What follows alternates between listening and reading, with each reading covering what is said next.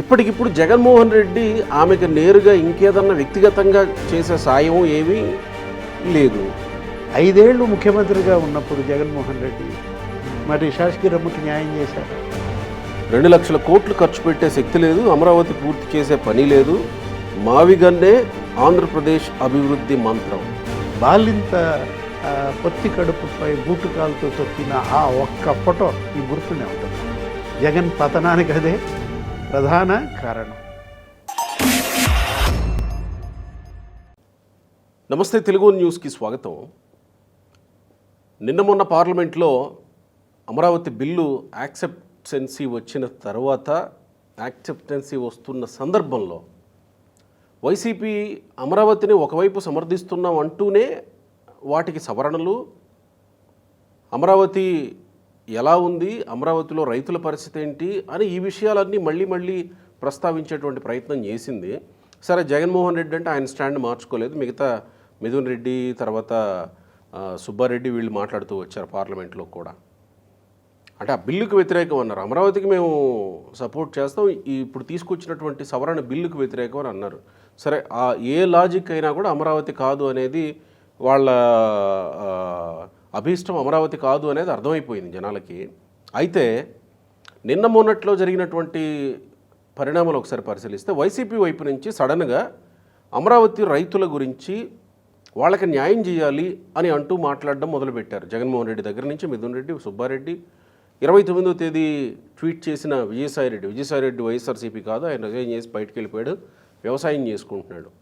Cut చేస్తే నిన్న రాజ్యసభలో బిల్లు ఆమోదం పొందిన తర్వాత ఇంకా పరిపూర్ణంగా ఉభయ సభలు ఆమోదించి రాష్ట్రపతికి పంపేటువంటి క్రమంలో శేషగిరమ్మ అనే ఒక 90 ఏళ్ల వృద్ధురాలి కథ చాలామందికి తెలుసు.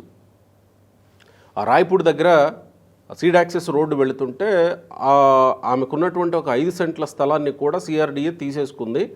ఆమెకి ఇప్పటివరకు న్యాయం చేయలేదు. అది ఆ చర్చ జరుగుతుంది ప్రభుత్వంతో, సిఆర్డీఏ తోటి. ఇంతకు ముందు కూడా కందల రమేష్ గారు లాంటి సీనియర్ జర్నలిస్టులు ఆ వీడియోలు చేశారు. అందరికీ చాలా ఆ విషయం మీద అవగాహన ఉంది, అందుకని నేను లోపలికి వెళ్ళట్లేదు. సో కట్ చేస్తే ఆమె నిన్న జగన్మోహన్ రెడ్డి గారి దగ్గరికి వెళ్ళి తీసుకెళ్లారు. బ్రహ్మేంద్ర అనేటువంటి వాళ్ళ బంధువులు, ఎవరో దూరపు బంధువులు అంట. తీసుకెళ్తే జగన్మోహన్ రెడ్డి గారు ఆమెకి భరోసా ఇచ్చారు. ఇది సాక్షి రాసుకొచ్చినటువంటి వార్త. నిన్న సోషల్ మీడియాలో కూడా జగన్మోహన్ రెడ్డిని సడన్గా నిన్ననే రాజ్యసభలో బిల్లు ఆమోదం పొందుతున్న క్రమంలో శేషగిరమ్మను తీసుకుపోయి అక్కడ కల్పించడం, జగన్మోహన్ రెడ్డి భరోసా కల్పించడం చూస్తే ఎట్లా అర్థం చేసుకోవాలి? డివి శ్రీనివాస్ గారు సీనియర్ జర్నలిస్ట్ ఉన్నారు మనతో. నమస్కారం శ్రీనివాస్ గారు. నమస్తే. మీకేమనిపించింది ఈ పరిణామాలు చూసినప్పుడు? ఈరోజు గుడ్ ఫ్రైడే. అవును, కరుణామయుడు, దయామయుడు. ఎందుకంటే కరుణ చూపాల. ఇప్పుడు శాసకీరమ్మ సమస్య ప్రతి ఒక్కళ్ళు స్పందించాల్సిన అవసరం ఉంది, మరి అడ్రస్ చేయాలి. డెఫినెట్గా ఆమెకి న్యాయం జరగాలి. ఎందుకంటే ఇది వెరీ రేర్ అన్నమాట. అసలు ఆమెకి ఇప్పుడు భర్త చనిపోయాడు క్యాన్సర్తో, మరి మతి స్థిమితం లేని మనవరాలు 90 ఏళ్ల వృద్ధురాలు భూమి ఇచ్చారు. ఎకరం 50 సెంట్ ఇచ్చారు. వాళ్ళు ఇచ్చిన దాంట్లో ఎకరం 45 సెంటు ఏదో మళ్ళీ వీళ్ళకి భూమి టు భూమి, ల్యాండ్ టు ల్యాండ్ ఇచ్చి ఒక 5 సెంట్ల స్థలం, ఈ ఇల్లు అనమాట. ఇది కూడా పోయింది దీంట్లో. ఓహో, ఈ 5 సెంట్లు మాత్రమే కాదా, ల్యాండ్ కూడా ఇచ్చారు. ఎకరంన్నర ల్యాండ్ పూలింగ్లో వాళ్ళు ఇచ్చారు ఆ కుటుంబం. దానికి మళ్ళీ ఎకరం 45 సెంట్ ఇచ్చారు. సరే, అది కూడా నాకు ఇంకా న్యాయం జరగలేదు, ఆ భూమి టు భూమి, ల్యాండ్ టు ల్యాండ్ ఎక్కడో కూడా నాకు చూపించలేదు అంటే ఆ కుటుంబం టిపికల్. అసలు ఏ కుటుంబానికి ఎవరికి రాకూడనటువంటి వ్యధ, బాధ. ఇది 12 ఏళ్ల సమస్య. 12 ఏళ్ళుగా ఇప్పుడు ల్యాండ్ పూలింగ్ మనం చూసాం. ఇప్పుడు జగన్మోహన్ రెడ్డిని కూడా నిన్న కలిశారు.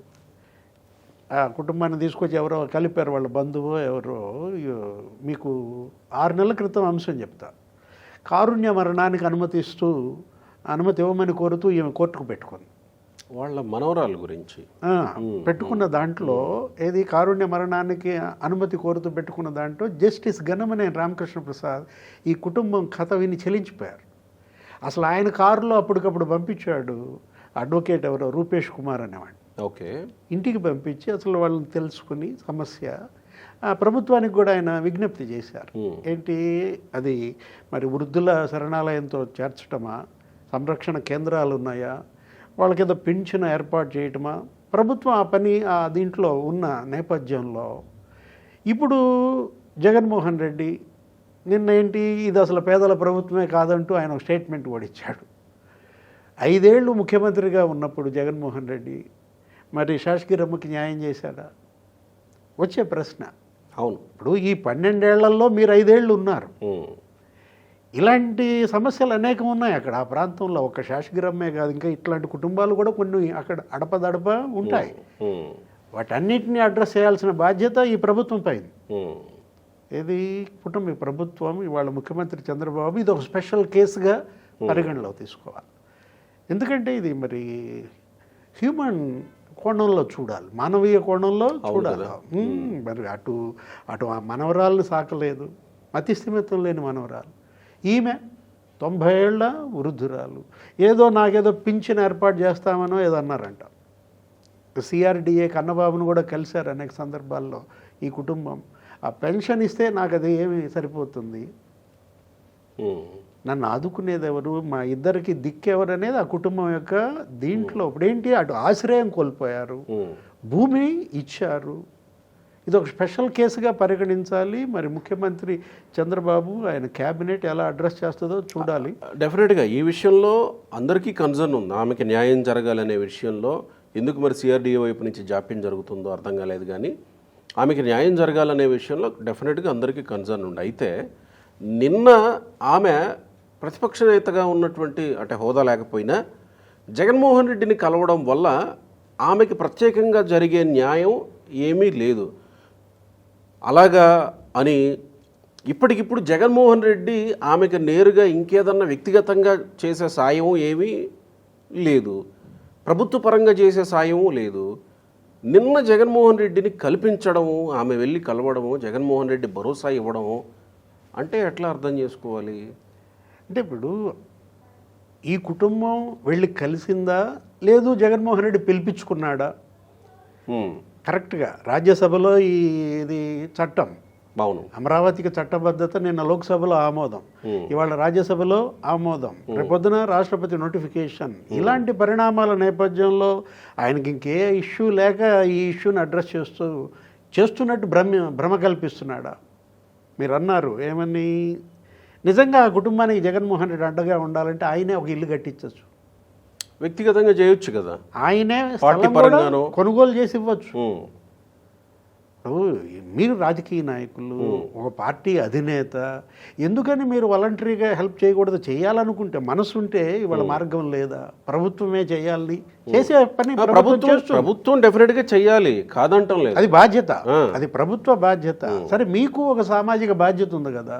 ఇప్పుడు నేనెందుకు కొన్ని ఒకసారి కంపేర్ చేద్దాం. లోకేష్ అంట లాస్ట్ రంజాన్ ఫెస్టివల్కి ఎవరో ముస్లిం కుటుంబానికి వెళ్ళారు.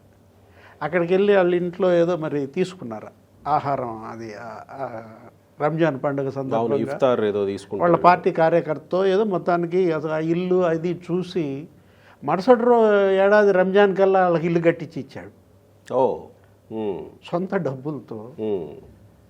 అంటే ఇప్పుడు కొంత ఇవ్వటానికి కూడా మనం సిద్ధంగా ఉండాలి కదా. నిన్న జగన్మోహన్ రెడ్డి కలిసింది ఆ కుటుంబం, ఆయన ఏమన్నా ఆయన పార్టీ తరఫున ఒక భూరి విరాళం ప్రకటించారా? ప్రకటించాల్సిన సందర్భం కూడా అలాంటి ప్రకటన ఏమీ రాలేదు. రాకపోగా దీన్ని రాజకీయ కోణంలో చూడకూడదు, వాడుకోవాలని ప్రయత్నించకూడదు, మానవీయ కోణంలోనే చూడాలి.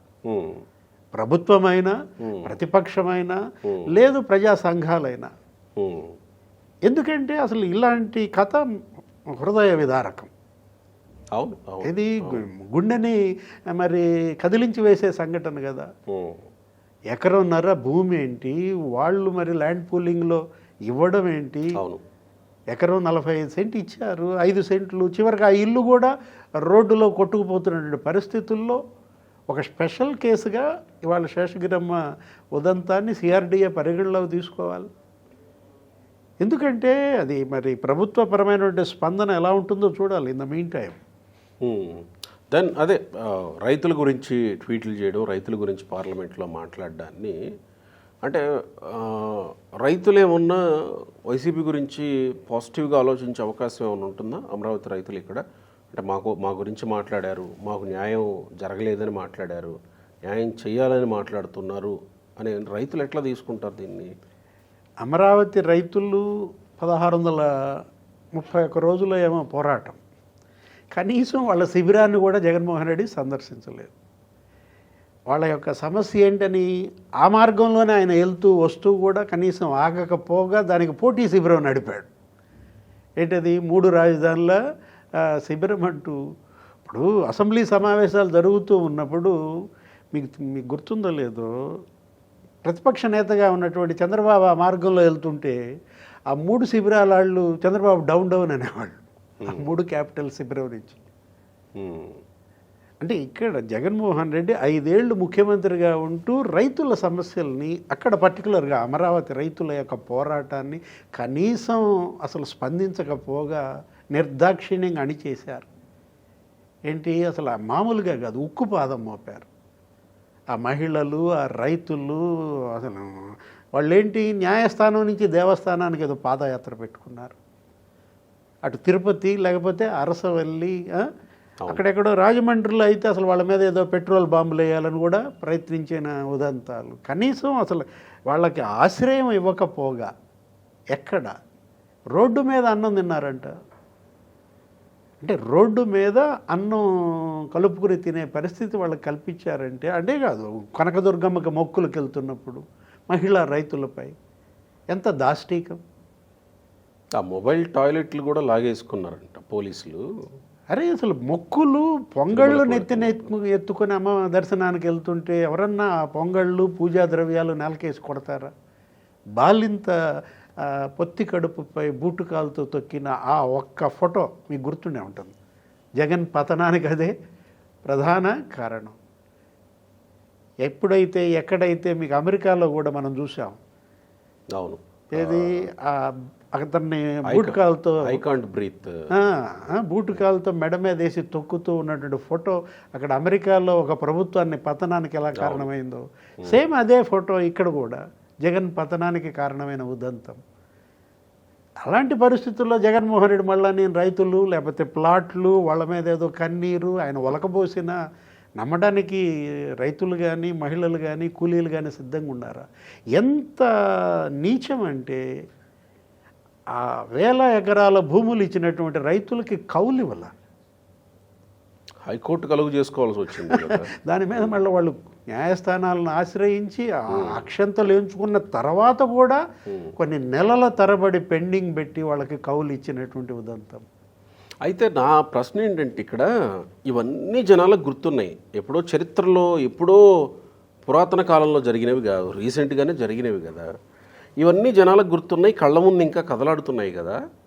మరి ఏ కాన్ఫిడెన్స్తో ఈరోజు రైతులకు న్యాయం చేయాలి అమరావతి రైతులకి అని వైసీపీ అధినేత లేదా ఈ ఎంపీలు మాట్లాడుతున్నట్టు? అంటే ఏమి ఆశించి లేకపోతే ఇంకేమీ చూపించాలని?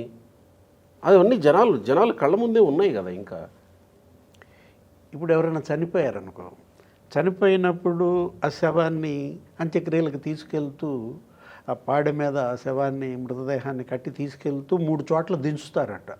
దింపుడు గళ్ళం ఏంటది? దింపుడు కళ్ళం ఆశ అంటే ఏంటి? అతను లెగుస్తాడు, మళ్ళీ బతుకుతాడు, పిలుస్తారు కదా, పేరు పెట్టి పిలుస్తుంటారు. ఇప్పుడు ఇది కూడా అదేనా? దింపుడు కళ్ళం ఆశగా దీన్ని చూడాలా? జగన్మోహన్ రెడ్డి ఏంటంటే 5 ఏళ్ళు ఆయన అధికారంలో ఉన్నప్పుడు ఇచ్చినటువంటి ఆ అధికారాన్ని దుర్వినియోగం చేసుకున్నాడు. ఇప్పుడు నిన్న కూడా అన్నారు కదా, ఏదో మావిగన్ అన్నారు. మచిలీపట్నం, విజయవాడ, గుంటూరు, అసలు దానిపైన విపరీతంగా ట్రోల్ అవుతోంది. దాన్ని సాక్షి ఎంత బాగా రాసుకొచ్చింది ఈరోజు. మావిగన్ అనే చర్చ రాష్ట్ర వ్యాప్తంగా దావానలంలా వ్యాపించింది. అద్భుతంగా చర్చించుకుంటున్నారు జనాలు మావిగన్ మీద. అది ఆచరణాత్మకమైన రాజధాని అని సాక్షి రాసుకొచ్చింది ఈరోజు. అదే మీరు ఎందుకు చేయలేకపోయారు? ఇప్పుడు ప్లాన్ ఏ మీకు నచ్చకపోతే ఇప్పుడు ఈ ప్లాన్ బి అన్నారు కదా. ఇదే ప్లాన్ బిని జగన్మోహన్ రెడ్డి అమలు చేస్తుంటే 5 ఏళ్లలో ఈ పరిస్థితి అతనికి వచ్చేది కాదు కదా. అప్పుడు తను చెప్పిన 110 కిలోమీటర్ల ప్రాంతం మచిలీపట్నం దగ్గర నుంచి ఈ గుంటూరు దాకా హైవే పక్కనేనే ఆయన గనక నిర్మాణాలు, కన్స్ట్రక్షన్స్, సిఆర్డిఏ అక్కడికి మార్చి అక్కడే గనక చేసుంటే ఇవాళ 11 స్థానాలకు పరిమితం అవ్వాల్సిన పరిస్థితి ఎందుకు వచ్చేది? అంటే చేతులు కాలేక మావిగని పట్టుకుంటున్నాడా? ఇప్పుడు అది కూడా కాదు కదా. నీకు అది ఆకులన్నా అయితే కనీసం కొంతవరకన్నా ప్రొటెక్షన్ ఉండేది. అవహేళనకు గురవుతున్నాడు. ఒక రకంగా ఒక జోకర్గా మారినటువంటి పరిస్థితి. మీరు భలేవాళ్ళు సార్, కామెడీగా ఉంది, నవ్వుకుంటున్నారు, అవహేళన అని అంటున్నారు. అంబటి రాంబాబు కూడా ట్వీట్ చేశాడు, సాక్షిలో సమర్థించుకుంటూ రాసుకున్నారు. అంబటి రాంబాబు ట్వీట్ ఏంటి? 2 లక్షల కోట్లు ఖర్చు పెట్టే శక్తి లేదు, అమరావతి పూర్తి చేసే పని లేదు, మావిగన్నే ఆంధ్రప్రదేశ్ అభివృద్ధి మంత్రం. మరి వాళ్ళు అంత గట్టిగా నమ్ముతున్నారు, అంత మనం కూడా అదే అంటున్నాం. మావిగన్నే వైఎస్ఆర్ కాంగ్రెస్ పార్టీకి దింపుడు కల్లా మంత్రం. అంటే ఇప్పుడు నాకు ఆ రోజే జగన్మోహన్ రెడ్డి అన్నప్పుడు ఒక డౌట్ ఉంది. ఇప్పుడు అమరావతి అని అంటే విజయవాడకి, గుంటూరుకి కాస్త దూరంగా అదో ప్రత్యేకమైనటువంటి నగరంగా రూపుదిద్దుకుంటుంది. ఇప్పుడు జగన్మోహన్ రెడ్డి చెప్తున్న మావిగన్ విజయవాడ, గుంటూరు, మచిలీపట్నం ఈ ట్రై సిటీస్ని కలుపుతూ రాజధాని అని చెప్తున్నాడు. అమరావతి ఎలాగూ పోతుంది, ఇక మనం దాని పరిధిలోకి వెళ్ళలేము, ఓట్లు కూడా తెచ్చుకోలేము.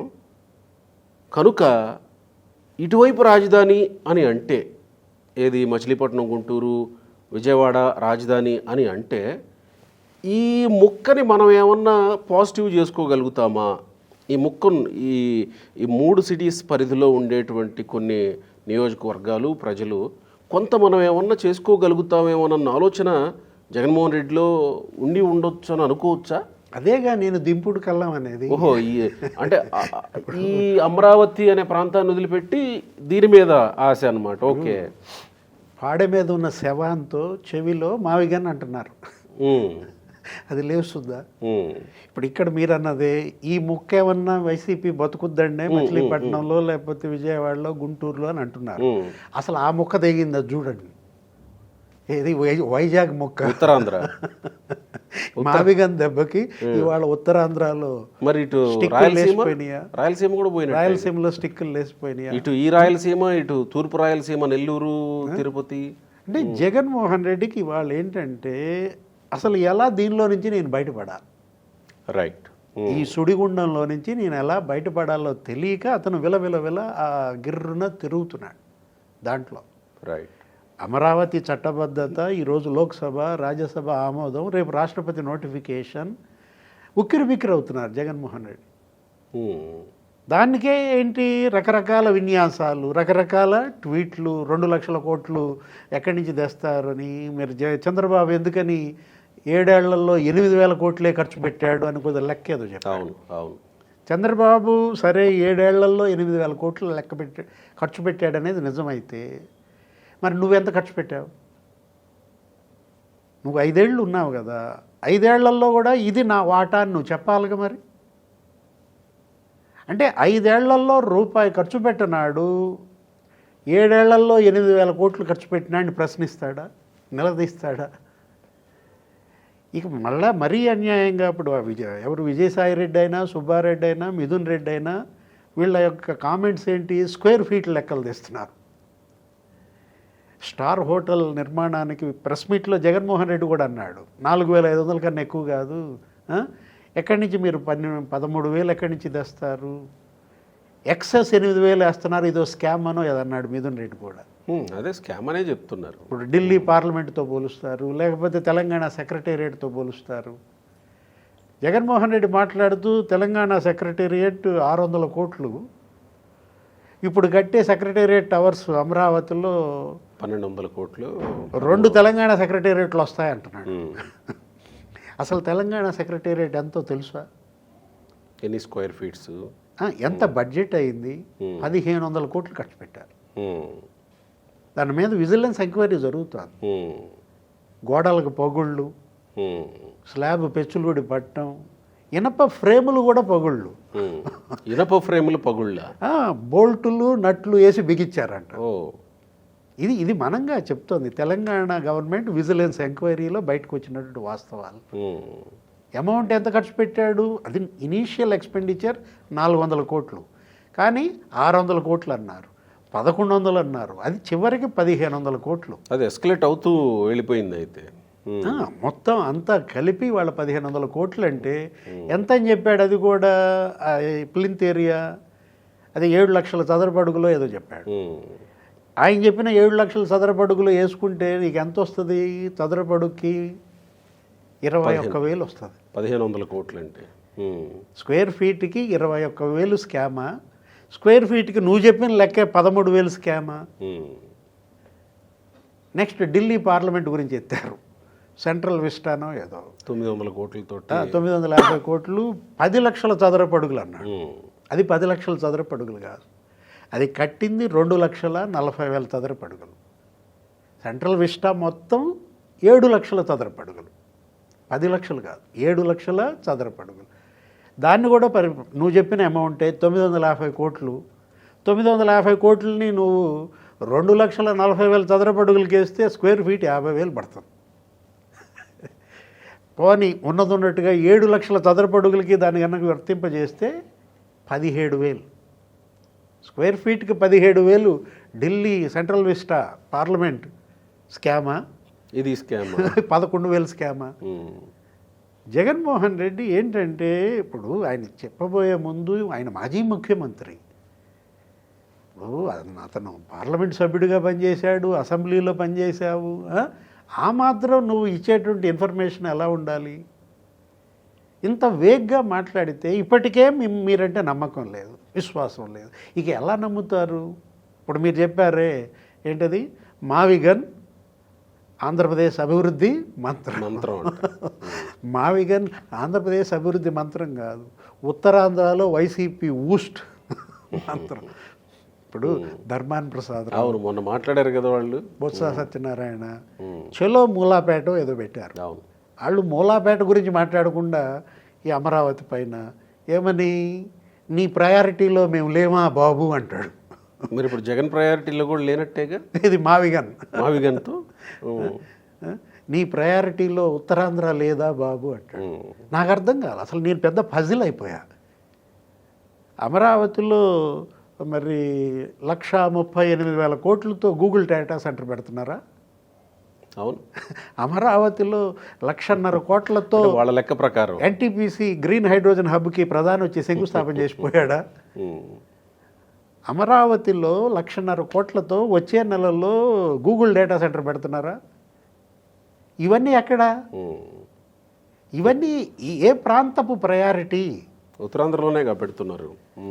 అంటే ధర్మాన ప్రసాదరావు సీనియర్ మోస్ట్, ఆయన ఏంటి అసలు, ఇప్పుడు ఆయన మాట్లాడుతూ శ్రీకాకుళం కన్నీళ్ళు, శ్రీకాకుళం పేదరికం, దారిద్ర్యం అన్నాడు. నాకు అసలు నాకు పగలబడి నవ్వబుద్ది. ఎందుకంటే 40 ఏళ్ల నీ రాజకీయం, 25 ఏళ్ళు నువ్వు మంత్రిగా ఉన్నావు. అవును. అంటే నిన్ను నువ్వు ఎక్కిరించుకుంటున్నావా? అరే 6 క్యాబినెట్లలో మంత్రి అండి ఆయన.